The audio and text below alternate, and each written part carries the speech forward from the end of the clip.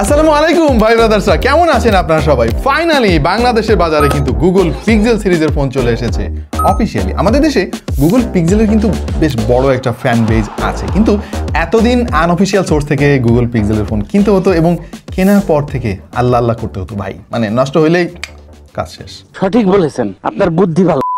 But ধন্যবাদ অরা ডিস্ট্রিবিউশনসকে, তারাই কিন্তু বাংলাদেশে অফিসিয়ালি গুগল পিক্সেল সিরিজের ফোন নিয়ে এসেছে এবং এখন পাওয়া যাবে গুগল অথরাইজড 1 বছরের অফিসিয়াল ওয়ারেন্টি। এনিওয়ে, আজকে আমরা গুগল পিক্সেল 9a নিয়ে কথা বলবো এবং জানবো এই ফোনের খুঁটিনাটি সমস্ত কিছু। এই ফোনটা কেনা আপনার জন্য ঠিক হবে কিনা, কারা কিনবেন না, ইত্যাদি ইত্যাদি সবকিছু দেখছেন আপনাদের ভালোবাসা চ্যানেল ঠিক টু দ্য পয়েন্ট।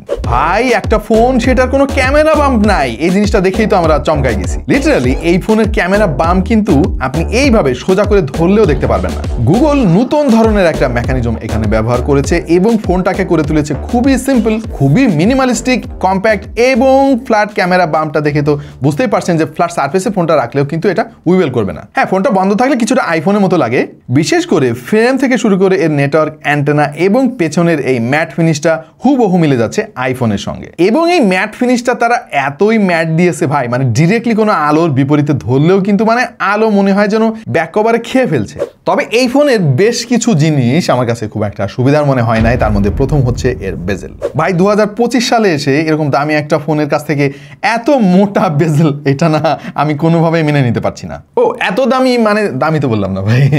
এই ফোনের একটাই ভেরিয়েন্ট বাংলাদেশ পাওয়া যাবে, 8GB র্যামের সঙ্গে 128GB ইন্টারনাল স্টোরেজ এবং যার দাম হচ্ছে 69,990 টাকা, মানে 70,000 টাকা। 70,000 টাকা মানে হচ্ছে ভাই একটা ফ্ল্যাগশিপ ফোনের দামের সমান। এমনি দাম শুনে দৌড় মারার দরকার নাই ভাই, আগে ভিডিওটা দেখেন তারপরে ডিসাইড করেন। IP68 এর রেটিং আছে এই ফোনে, তার মানে হচ্ছে এটা পানি থেকে মোটামুটি নিরাপদেই থাকবে। ওয়েট ডিস্ট্রিবিউশন খুবই ভালো এই ফোনের, মানে ওপরের দিকে ভারী, নিচের দিকে হালকা, এইরকম না। তাছাড়া এই ফোনটা এক হাতে অপারেট করা যাবে, কমফোর্ট নিয়ে কোনো ইস্যু নাই। তবে ইস্যু আছে আরেকটা জিনিস নিয়ে, আর সেটা হচ্ছে এর বাটন প্লেসমেন্ট। ভাই, নর্মালি যে কোনো অ্যান্ড্রয়েড ফোনে কিন্তু খেয়াল করে দেখেন পাওয়ার বাটনটা নিচের দিকে থাকে, ভলিউম রকার থাকে উপরের দিকে। আমার ক্ষেত্রে যেটা হয়েছে, বারবার এই ফোনটা আনলক করতে গিয়ে ভলিউম বাটনে ভাই আমার হাত চলে যাচ্ছে, আমি কি করব? মানে উল্টা এই কাজটা করে গোল কি লাভ পাইছে আমি জানি না। This is weird. মানে ফোনটা তো আপনি এভাবে ধরবেন তাই না, তো এভাবে ধরে আপনার এই থামটা তো সরাসরি ভলিউম রকারের উপরে গিয়েই পড়ছে, এখানেই কনফিউশনটা শুরু হয়। ডিসপ্লেটা খুবই চমৎকার ভাই, 6.3 ইঞ্চির একটা POLED ডিসপ্লে এখানে তারা ব্যবহার করেছে, যেটার ব্রাইটনেস হচ্ছে সর্বোচ্চ 2700 নিটস। এমনিতে এই ডিসপ্লের আসলে কমপ্লেন করার কোনো সুযোগ নাই, এই আগলি বেজেলটা বাদে। সেই সঙ্গে সেলফি ক্যামেরার যে কাট আউটটা ভাই, সেটা অনেক বড়। কালার রিপ্রোডাকশন খুবই চমৎকার, সেটা ইনডোর বা আউটডোর যে কোনো কন্ডিশনে আপনি ফিল করতে পারবেন। সেই সঙ্গে রয়েছে 120 হার্জের রিফ্রেশ রেট। ডিসপ্লে ভালো লাগলেও ভালো লাগে নাই যে ব্যাপারটা, সেটা হচ্ছে যে ভাই ডিসপ্লে প্রোটেকশন হিসেবে তারা ব্যবহার করেছে গরিলা গ্লাস 3, যেটা মানে এক যুগ আগের একটা টেকনোলজি ভাই। আজকাল তো আমরা দেখতেছি যে গরিলা গ্লাসের যে ভিক্টাস, সেটাও পুরাতন হয়ে গিয়েছে। হার্ডওয়্যার নিয়ে আলাপ করা যায়, গুগলের টেনসরের G4 চিপসেটটা তারা এখানে ব্যবহার করেছে। এইটা যথেষ্ট পাওয়ারফুল একটা চিপসেট, এই ব্যাপারে কোনো সন্দেহ নাই। তবে এই চিপসেটের একটা প্রবলেম আমি খেয়াল করেছি, সেটা হচ্ছে যে হিট জেনারেট করার একটা প্রবণতা আছে এই চিপসেটের। মানে এমন নয় যে এই হিটটা ভয় পাওয়ার মতো, বাট ইন জেনারেল অন্যান্য অ্যান্ড্রয়েড ফোনে কিন্তু এইরকম হুটহাট হিট হতে আমরা দেখিনি। তবে ভালো ব্যাপার হচ্ছে এই হিটটা কিন্তু দ্রুত ঠান্ডাও হয়ে যায়। আচ্ছা, আরেকটা ব্যাপার আমার কাছে ভালো লাগে না, এই হার্ডওয়্যারের মধ্যেই পড়ে সে জিনিসটা, সেটা হচ্ছে এই ফোনের একটাই ভেরিয়েন্ট বাংলাদেশে পাওয়া যাবে 128GB। It's okay, 128GB storage খুব একটা খারাপও না, বাট মেমোরি কার্ড আমি বাড়াইতে পারবো না? না পারবেন না তো ভাই, কারণ এখানে মেমোরি কার্ড স্লটও নাই। আর একটা অসুবিধা আছে, সেটা হচ্ছে সিম কার্ড স্লট বের করলে বুঝতে পারবেন আপনি, সিঙ্গেল সিম ব্যবহার করা যাবে এখানে। আর একটা সিম ব্যবহার করতে হলে আপনাকে ই সিম ব্যবহার করতে হবে। এখন এত দামি একটা ফোন ভাই, 128GB ইন্টারনাল মেমোরি, তাহলে এই ফোনটা আসলে কেনার যৌক্তিকতাটা কি? আসলে গুগল পিক্সেল সিরিজের ফোন নিয়ে মানুষের প্রথম যে ফ্যাসিনেশন, সেটা হচ্ছে যে পিকচার কোয়ালিটি। এখন যেহেতু ভালো ছবি ওঠার কথা গুগল পিক্সেলে, আমি তো অনেক ছবি তুলবো, ছবিগুলো রাখবো কই? মেমোরি কার্ডের অপশন তো নাই। আর এর যে 128GB, ওইটা তো ভাই মানে অ্যান্ড্রয়েড সিস্টেমে খেয়ে ফেলবে, তারপরে বিভিন্ন অ্যাপ ডাউনলোড করতে হবে আমাকে। সো ফাইনালি কিন্তু একটা সময় গিয়ে আমি স্টাক হয়ে যাব মেমোরির জন্য। টকিং অ্যাবাউট দ্য ক্যামেরা, 48 মেগাপিক্সেলের হচ্ছে এর মেইন সেন্সর, আর 13 মেগাপিক্সেলের একটা আলট্রা ওয়াইড শুটার, আর সেলফি শুটার 13 মেগাপিক্সেল। পিক্সেল টিক্সেল নিয়ে আমার তেমন কোনো কমপ্লেন নাই ভাই, আমার কমপ্লেনটা হচ্ছে ছবির কোয়ালিটি নিয়ে। গুগলের পিক্সেল সিরিজের ফোন মানে হচ্ছে এক্সট্রা অর্ডিনারি ছবি, আপনারা সবাই সেটা জানেন, বাট সামহাও এই ক্যামেরা দিয়ে তোলা ছবিগুলোতে না সেই জিনিসটা আমি ফিল করতে করতে পারলাম না। না মানে আমি বলছি না যে এই ছবির কোয়ালিটি অনেক খারাপ, চলে না মোটে, সেই রকম না, বাট কিছু যেন একটা নেই এইরকম মনে হয়। কালারগুলো ন্যাচারাল করতে গিয়ে অনেক বেশি ডিস্যাচুরেটেড করে ফেলে, দেখতে কেমন জানি মরা মরা লাগে। ডাইনামিক রেঞ্জও আমার কাছে কেমন জানি লাগলো, আমি বুঝলাম না যে এটার কোনো সফটওয়্যার ইস্যু আছে কিনা। এইচডিআর মোডে ছবি তুলতে গিয়েও দেখলাম যে ওইভাবে এইচডিআর জিনিসটাকে না খুব একটা প্রসেস করতে পারছে না। ওভারঅল ইটস ওকে, মানে এটা কিন্তু অন্যান্য ফোনের চাইতে বেশ ভালো ডিটেইল আপনাকে দিতে পারবে, যদিও শ্যাডো এরিয়াগুলো এক্সপোজ করতে গিয়ে বেশ ভালোই নয়েজ জেনারেট করে ফেলে, যেটা আমরা অনেক কম দামি ফোনে দেখে থাকি। কিন্তু এত দামি একটা ফোনের যে ম্যাজিক, সেই ম্যাজিকটা কিন্তু গুগল পিক্সেল 9a আমাদেরকে দেখাতে ব্যর্থ হয়েছে। তবে এর ক্যামেরার এক্সপোজার কন্ট্রোল কিন্তু খুবই চমৎকার, মানে খুব সুন্দরভাবে ব্যালেন্স করে। ছবিটা তোলার সময় আপনার মনে হতে পারে যে হয়তো এই জায়গাটা জ্বলে যাবে, কিন্তু তোলার পর দেখবেন যে ভাই ওই জায়গাটা খুব সুন্দর করে সে প্রেজেন্ট করেছে। বেশিরভাগ ছবি সোশ্যাল মিডিয়ার জন্য রেডি মনে হয়েছে আমার কাছে, কিন্তু আপনাকে একটু বুঝে শুনে ছবি তুলতে হবে, প্রচুর লাইট লাগবে। আসলে গুগলের পিক্সেল সিরিজের অন্যান্য ফোন, বিশেষ করে ফ্ল্যাগশিপ যে ফোনগুলো আমরা দেখি এবং টেস্ট করি, তার চাইতে কিন্তু কিছুটা ডাউনগ্রেডেড মনে হয়েছে আমার কাছে এর ক্যামেরা। ভিডিও করা যাবে সর্বোচ্চ 4K 60 fps, স্টাবিলাইজেশন যথেষ্ট ভালো, ওইটা আমার কাছে ফ্ল্যাগশিপ গ্রেডের মনে হয়েছে। ভিডিওর কোয়ালিটি নিয়েও কোনো কমপ্লেন নাই, তবে কমপ্লেন আছে এর লেন্স সুইচিং নিয়ে। ভাই এত দামি একটা ফোন, খেয়াল করে দেখেন লেন্স যখন আমি সুইচ করছি তখন কিছুটা জার্কিনেস এবং মাইক্রো স্ট্যাটার খেয়াল করা যাচ্ছে, যেটা খুবই ভিজিবল। সো ফাইনালি ক্যামেরা নিয়ে যদি আমাকে কনক্লুড করতে বলা হয়, আমি বলবো যে আই এম নট ইমপ্রেসড, হ্যাঁ, but it's okay, it's decent. আর একটা জিনিস বলে রাখা ভালো, ভাই গরিবের দেশে আসছে গুগল ব্যবসা করতে, বক্সের মধ্যে কোনো চার্জার নাই ভাই এটা তো একটা সমস্যা। আর একটা সমস্যা হচ্ছে এই ফোনে কিন্তু মাত্র 23 ওয়াট ফাস্ট চার্জিং সাপোর্ট করে, আপনাকে কিনতে হবে বাজার থেকে চার্জার, সেটা না হয় কিনলাম। বক্সের মধ্যে তারা শুধু একটা কেবল দিছে, সেটাও ভালো জিনিস, কিন্তু ভাই 23 ওয়াট চার্জিং 70,000 টাকা দামের একটা ফোনে।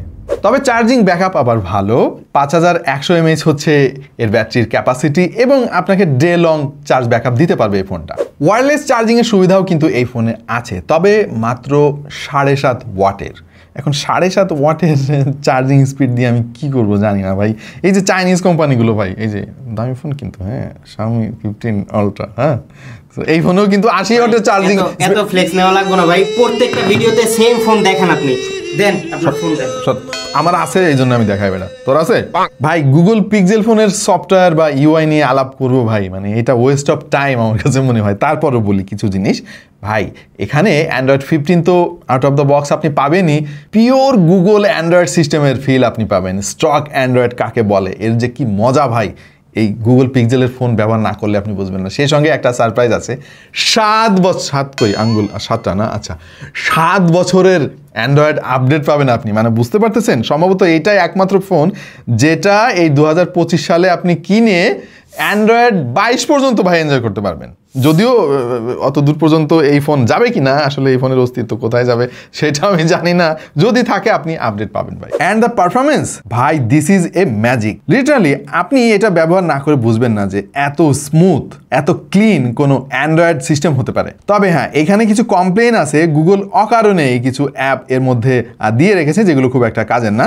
যেমন ভাই এই যে গুগল ওয়াচ অ্যাপটা দেখতে পাচ্ছেন, আমার তো ওয়াচই নাই, আমি এই অ্যাপ দিয়ে কি করবো? এরকম প্রচুর অ্যাপ কিন্তু আছে, এগুলো বসে বসে আপনাকে আনইনস্টল করতে হবে। কিছু সমস্যা আছে, তবে ফোনটা যেহেতু গুগলের বানানো এবং তারাই অ্যান্ড্রয়েড বানিয়েছে, আমার ধারণা যে সামনের কোনো একটা আপডেটে না পারফরমেন্সটা আরও বেটার করা হবে। বিশেষ করে ক্যামেরাতে গিয়ে তারা আর একটু ইমপ্রুভমেন্ট নিয়ে আসবে কোনো একটা আপডেটে। আরেকটা ব্যাপার হচ্ছে যে ভাই 70,000 টাকা না, মানে 40-50,000 টাকায়ও আমরা যেরকম পারফর্ম করা ফোন আজকাল দেখতেছি ভাই, মানে অবিশ্বাস্য একটা ব্যাপার মনে হচ্ছে এই 2025 সালে এসে। এর চাইতে বেশি AnTuTu স্কোর, এর চাইতে বেশি ভালো হার্ডওয়্যার কম্বিনেশন দিয়ে কিন্তু বাজারে আজকাল অনেক ফোন আসতেছে। সো গুগল পিক্সেলকে আসলে এই জিনিসটা মাথায় রাখতে হবে। গুগলে বলে লাভ নাই, যদিও ওরা ডিস্ট্রিবিউশনকে বলতে হবে আর কি। আমরা AnTuTu টেস্ট করেছি এবং স্কোর এসেছে 10,68,669। গিগবেঞ্চের সিঙ্গেল করে 1,683, মাল্টি করে 4,148। ওয়েল এই চার্টের দিকে একটু খেয়াল করে দেখেন ভাই, এই AnTuTu স্কোর যে অনেক বেশি সেটা জোর দিয়ে বলা যাবে না। টেনসর G4 এর চাইতে অনেক কম দামি অনেক ফোন এর চাইতে বেশি স্কোর করেছে। এখানে Dimensity 8350 এর স্কোর দেখেন, 8 Gen 3 এর কথা নাই বা বললাম, Dimensity 8400 এর স্কোর কিন্তু অনেক অনেক বেশি। অথচ সেই সমস্ত ফোনের দাম কিন্তু এত বেশি না। 60 থেকে 80,000 টাকা পর্যন্ত কিছু ফোনের একটা তালিকা দেখেন এখানে। AnTuTu স্কোরের দিক দিয়ে যদি আমি বিচার করি তাহলে এই ফোনের অবস্থা যে অনেক ভালো কাতারে সেইটা জোর দিয়ে বলা যাচ্ছে না। মানে হচ্ছে 10 লাখ AnTuTu স্কোর করা ভাই এখন ডাল ভাত হয়ে গেছে। অনেক 30-35 হাজার টাকা দামের ফোন আমরা দেখতে পাচ্ছি ইদানিং। আমরা এই ফোন দিয়ে বেশ কিছু গেম ট্রাই করেছি এবং সমস্যা একটাই ভাই, লম্বা সময় ধরে গেমিং করার পরে না ফোনটা যথেষ্ট হিট জেনারেট করে এবং ফ্রেম রেট ধীরে ধীরে কমতে শুরু করে। সো এই ফোনটা যে পিওর গেমারদের জন্য সেইটা জোর দিয়ে বলা যাচ্ছে না। আপনাকে অনেক কম্প্রোমাইজ করে খেলতে হবে এবং আপনি যদি শখের গেমার হয়ে থাকেন তাহলে আপনার জন্য এটা ঠিক আছে। হ্যাপটিক ফিডব্যাক ভাই আমার কাছে অস্থির লাগলো, মানে সেই লেভেলের পারফর্ম করে এর ভাইব্রেশন মোটর।